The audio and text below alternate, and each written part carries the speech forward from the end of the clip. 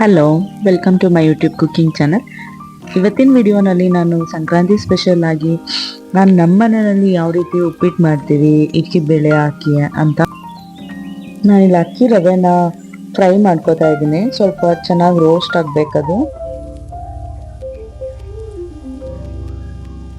ಅದ್ರ ಜೊತೆಗೆ ನಾನು ಇದಕ್ಕೆ 2 ಇಂಗ್ರೀಡಿಯೆಂಟ್ ಆ್ಯಡ್ ಮಾಡ್ಕೋತಾ ಇದ್ದೀನಿ.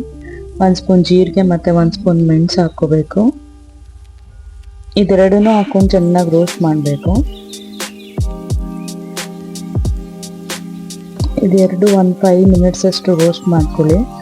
ಇದು ಗೋಲ್ಡನ್ ಬ್ರೌನ್ ಕಲರ್ ಬರಬೇಕು.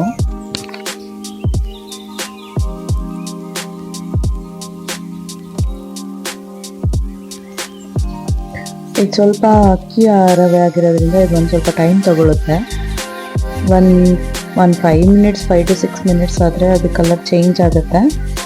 ಸ್ವಲ್ಪ ಕೈ ಬಿಡದೆ ರೋಸ್ಟ್ ಮಾಡಿ, ಇಲ್ಲಾಂದರೆ ಸೀದೋಗಿ ಬಿಡುತ್ತೆ. ನೋಡಿ, ಈ ಕಲರ್ ಬಂದಮೇಲೆ ಇದನ್ನು ಆಫ್ ಮಾಡ್ಕೊಳ್ಳೋಣ.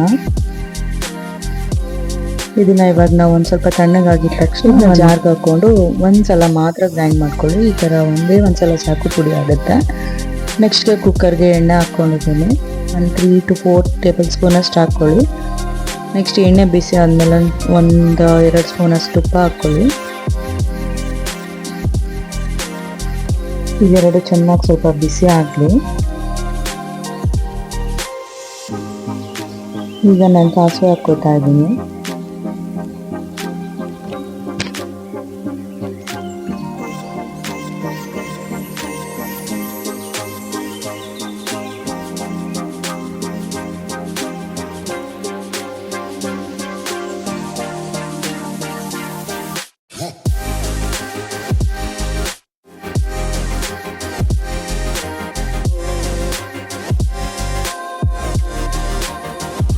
ಈಗ ಸಾಸಿವೆ ಸಿಡಿತಾ ಇದೆ. ಸಾಸಿವೆ ಸಿಡಿಬೇಕು, ಇದಿಲ್ಲ ಅಂದರೆ ಚೆನ್ನಾಗಿರಲ್ಲ ಫ್ಲೇವರು. ಸಾಸಿವೆ ಸಿದ್ದಾದ್ಮೇಲೆ ಇದಕ್ಕೆ ಸ್ವಲ್ಪ ಹಿಂಗೆ ಆ್ಯಡ್ ಮಾಡ್ಕೊಳ್ಳಿ. ಸ್ವಲ್ಪನೇ ಸಾಕು, 1 ಪಿಂಚ್ ಅಷ್ಟು ಹಾಕ್ಕೊಳ್ಳಿ. ಮತ್ತು ಕರಿಬೇವಿನ ಸೊಪ್ಪು.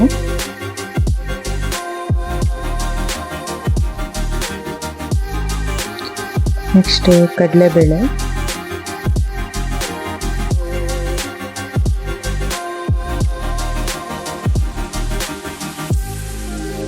ಈಗ ಈರುಳ್ಳಿ ಹಾಕೋತಾ ಇದ್ದೀನಿ.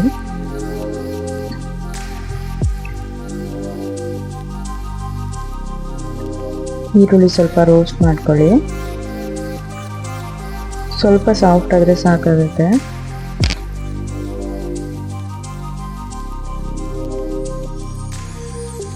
ನೆಕ್ಸ್ಟ್ ಈಗ ಮೆಣಸಿನ್ಕಾಯಿ ಹಾಕೊಂಡು ಫ್ರೈ ಮಾಡ್ಕೊಳ್ಳಿ.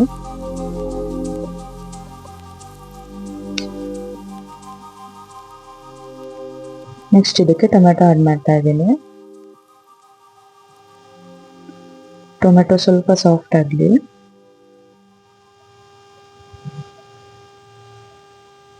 ನೋಡಿ, ಈಗ ಆಗಿದೆ. ಟೊಮೆಟೊ ಸಾಫ್ಟ್ ಆಗಿದೆ. ಈಗ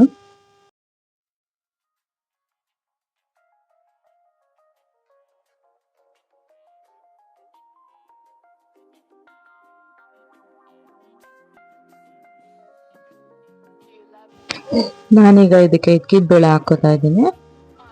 1 ಗ್ಲಾಸ್ ಅಷ್ಟು ಇದ್ಕಿದ ಬೇಳೆ ತೊಗೊಂಡಿದ್ದೀನಿ. ಅಕ್ಕಿ ರವೆ ಎಷ್ಟು ತೊಗೊಂಡಿದ್ದೀನೋ ಅದಕ್ಕಿಂತ ಅಕ್ಕಿ ರವೆ 1 ಗ್ಲಾಸ್ ಅಂದರೆ 1/4 ಗ್ಲಾಸ್ ಅಷ್ಟು ಇದ್ಕಿದ ಬೇಳೆ ತೊಗೊಂಡಿದ್ದೀನಿ.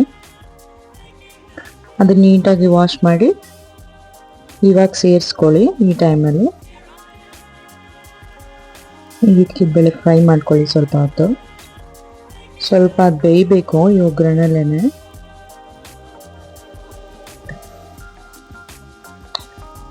ಇದಕ್ಕೆ ಸ್ವಲ್ಪ ಉಪ್ಪು ಆ್ಯಡ್ ಮಾಡ್ಕೊಳ್ಳೋಣ. ಇದ್ಕಿದ ಬೇಳೆಗೆ ಮತ್ತು ಈರುಳ್ಳಿಗೆ ಎಷ್ಟು ಬೇಕೋ ಅಷ್ಟೇ ಹಾಕ್ಕೊಳ್ಳಿ. ನೆಕ್ಸ್ಟು ರವೆಗೆ ಎಷ್ಟು ಬೇಕು, ನೆಕ್ಸ್ಟು ನೀರು ಹಾಕೋ ಟೈಮಲ್ಲಿ ಹಾಕ್ಕೊಳ್ಳೋಣ. ಇದಾದಮೇಲೆ ಸ್ವಲ್ಪ ಸಬ್ಸಿಗೆ ಸೊಪ್ಪು ಮತ್ತು ಕೊತ್ತಂಬರಿ ಸೊಪ್ಪು 2 ಹಾಕಿ ಫ್ರೈ ಮಾಡಿ ಸ್ವಲ್ಪ ಅದಕ್ಕೆ ನೀರು ಹಾಕ್ಕೊಳ್ಳೋಣ. ರವೆ ಎಷ್ಟಿರುತ್ತೋ ಅದ್ರ 2ರಷ್ಟು ನೀರು ಹಾಕ್ಕೊಳ್ಳಿ. ಇವಾಗ ಉಪ್ಪು ಹಾಕ್ಕೊಳ್ಳಿ, ರವೆಗೆ ಎಷ್ಟು ಬೇಕೋ ಅಷ್ಟು. ಇದು ಸ್ವಲ್ಪ ಕುದಿ ಬಂದಮೇಲೆ, ಕುದಿಬೇಕು ಚೆನ್ನಾಗಿ, ಅವಾಗ ಇದ್ಕಿದ ಬೇಳೆ ಎಲ್ಲ ಬೇಯುತ್ತೆ. ಕುದ್ದಾದ್ಮೇಲೆ ಇದಕ್ಕೆ ನಾವು ರವೆ ರವೆ ಹಾಕಿ ಮಿಕ್ಸ್ ಮಾಡಿ ಸ್ವಲ್ಪ ಕಾಯಿ ತುರಿ ಹಾಕಿದ್ರೆ ನಮ್ಮ ಉಪ್ಪಿಟ್ಟು ಆಗಿದೆ, ಈಗ ರೆಡಿ ಆಗಿದೆ.